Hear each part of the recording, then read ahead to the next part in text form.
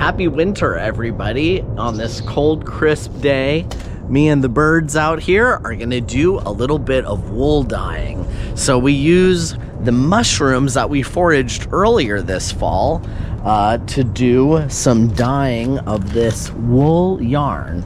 So I'm gonna make this super simple. We're gonna dye with 4 different types of mushrooms, 2 main species, the cortinarius species and the dyer's polypore, the Phaeolus swinichii. So we're gonna make this super easy for anybody who wants to get into dyeing fabrics. We're not gonna do a whole lot of measuring. We're gonna kind of eyeball things and they're still gonna work and it's gonna be great. Here's what you need. I prefer to do this outside, so here in the Pacific Northwest, I picked a non-rainy day. I got my Coleman stove here, just a little propane stove, 2 burner. And because I'm gonna be dyeing with multiple different colors of mushroom, we're gonna use this really big pot, and inside of it, we're gonna do some glass jars so that each glass jar is gonna hold a different species of mushroom so that we can have different colors going at the same time in the same pot. And in this pot, we'll do the Phaeolus swinichii, the dyer's polypore mushroom. This is kind of an older one, so we'll see how well it works. You're gonna need your fabric or your yarn. This here is virgin wool, 100% wool. Hasn't been dyed or anything yet, so just a plain white wool. You could also use any kind of animal fabric, so silk is an animal type of fabric, any type of wool it is, but it doesn't work as well with cottons and things like that. But you know what? Give it a shot, you never know. The next thing you're gonna need is something to do what's called a mordant. So we're gonna use this alum powder, which is like a type of aluminum sulfate, okay? And first step is gonna be to fill these guys up with water and soak the yarn in this alum. And the point of doing that is so that the color will really stick to the fabric, or in this case to the yarn. That way you can even wash it and it will stay. It will help the colors be brighter, more color fast. So this is an important step. So this is easy to buy too. I just got this on Amazon. I'll put a link to it. Sometimes you could even get this at the grocery store in the spice aisle. A word about our mushrooms. All right, let me show you guys some comparisons between some of these mushrooms I found. The cortinarius smithii. We'll start with that one. That's this one right here. You see that very reddish, maroon red top and underside of the mushroom, and that very yellowy, cream color, orangey colored stipe or stem. That is the cortinarius smithii. This one is a different quart. It doesn't have as red of a cap. Look at the difference. It's very brown colored cap and very red, that same color red underside. So this is a different one. I think this one will also be a dyeing mushroom. Here's I believe a cinnamon. There's maybe 2 different varieties here of the cinnamon variety, but I'm not 100% sure on this one. And here were the very first ones that I picked that were growing out of the log. And now I'm very certain this is not a cortinarius. So these other ones were all found growing in the moss, just like this. And this one was found growing on the log. So I'm actually gonna get rid of these ones and not take these ones with me, but I will be taking these, and we're gonna do some mushroom dyeing or some fabric dyeing for wool fabric. I'm so excited. I'm gonna make bow silencers. It's gonna be awesome. It's mid-November, and this is not the ideal age to do any kind of fabric dyeing with the dyer's polypore, but I don't know that there's going to be any young fresh ones out in the forest this late in the year. So I'm gonna experiment and take this home with me to dye some wool yarn to see what kind of color we can get out of a really old Phaeolus swinichii, the dyer's polypore. We're gonna do this cortinarius, which is an orange spored cortinarius. Should make a nice orange color. And then I've got two different kinds of reds. This is the cortinarius smithii, and this is like a dermacybe, or the cortinarius sanguinus, I think is how you pronounce it. This one has a red stipe, red spores, red cap. So we're gonna do them all three separate and see how it goes. And the fourth one separate is this polypore here, the dyer's polypore, which associates with Douglas fir trees and is kind of I wouldn't call it parasitic, but it's definitely like when these are around, that tree is on the way out. That tree is probably dying, in the process of dying or dying soon. So this makes a lot of really beautiful gold color. In fact, I'll show you a project that I did a couple years ago before I started YouTube, where I tie-dyed with this mushroom. Here's the tie-dye curtains that I made like 2 years ago. Okay, first step. Let's fill up our pots with water, and we'll mix in the alum so that it can start to mordant. I mixed my alum with the water, and for the ratio, you are supposed to only use like 8% or 10% of alum to the weight of the fiber. But I'm not measuring any of that. I'm just using the entire package for this entire 8 ounces of wool. So that's 3.5 ounces of alum to 8 ounces of wool. And I think it's gonna be great. So I've mixed it in the water. Now I'm just gonna put the yarn in the pot. And we'll use a little utensil to get it down in there. Just mix this all together. Press it all down in there. Now we'll put this on the stove for 1 hour, and we don't want it to get to a boil. So you want the temperature range to be like 140 to 160. So don't let it boil. You can use like a little thermometer, and yeah, just cook it for an hour.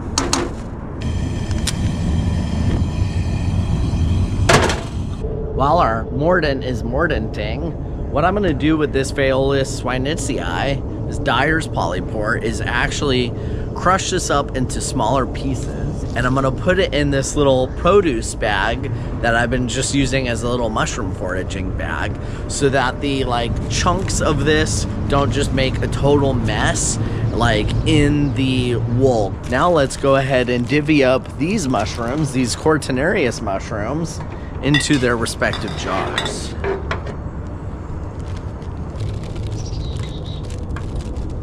Dehydrated.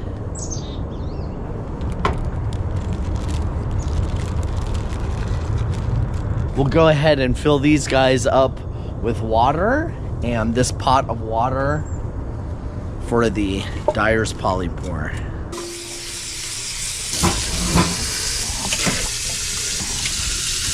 Look at this color already coming out just with water. It's not even really warm water. Amazing. Time to check on the temperature. I'm just gonna use this body temperature, body surface thermometer.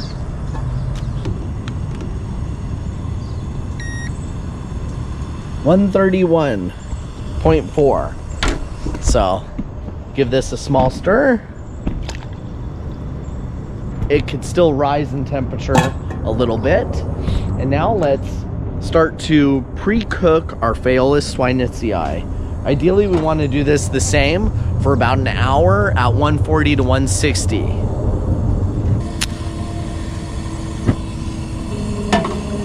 And for the other guys, I've ran out of stove space, but I'm gonna do it inside for a little bit and then move it outside. Right in here, we've got the water slowly heating up. It's still cool enough to touch by hand. Look at the color here. Wow. Definitely getting colorful. We're gonna let these cook and we'll check back in when we're ready to add the fabric. All right, it's been about an hour, so let's go ahead and do the next step. Here's all of our cooked mushroom baths and our fiber mordanted.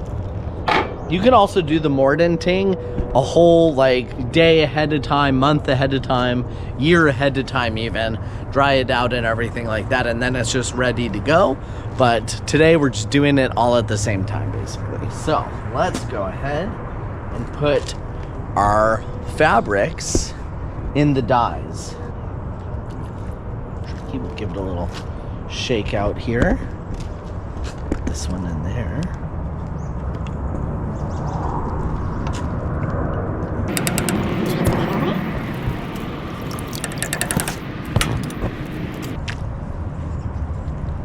Use the full, and we'll cook them for 1 more hour. Same temperature, 140 to 160 degrees. Let's check on our yarns here. Wow. Look at that golden color right here. I'm gonna add just a small splash of this vinegar here, just distilled white vinegar. Just gonna add a splash directly to this, and that should make those yellows really pop. There we go. By doing that, it changes the pH. Just give it a little stir now. So it's been over an hour. Let's check on everything here. I've kind of turned the heat off and on to get the temperature right. Nice. Look at these. So now the next step, after it's done heating and everything, you turn the heat off. It's actually good to let them come back to a neutral temperature before you do anything with them. You don't want to have that real temperature shock, especially today.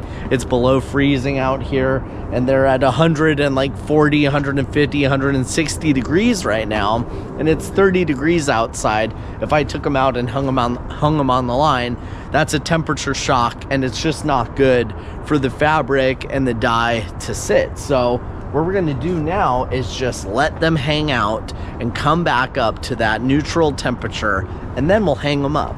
But let's do a little sneak peek here to see how these colors have come out.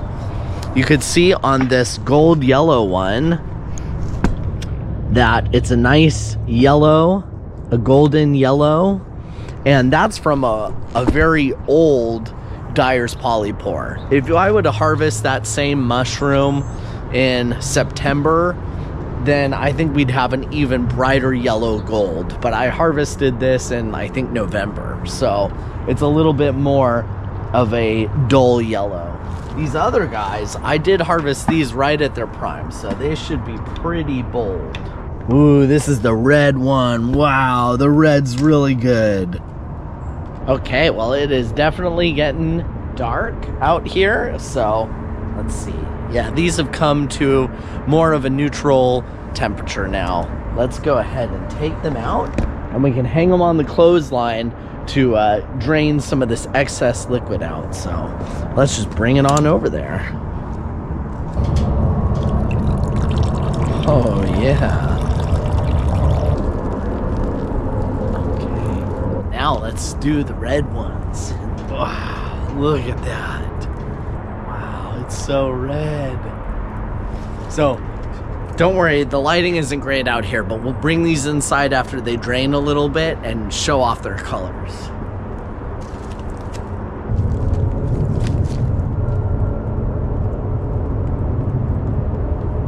Look at these gorgeous reds and oranges from the cortinarius, and this beautiful golden color from the dyer's polypore.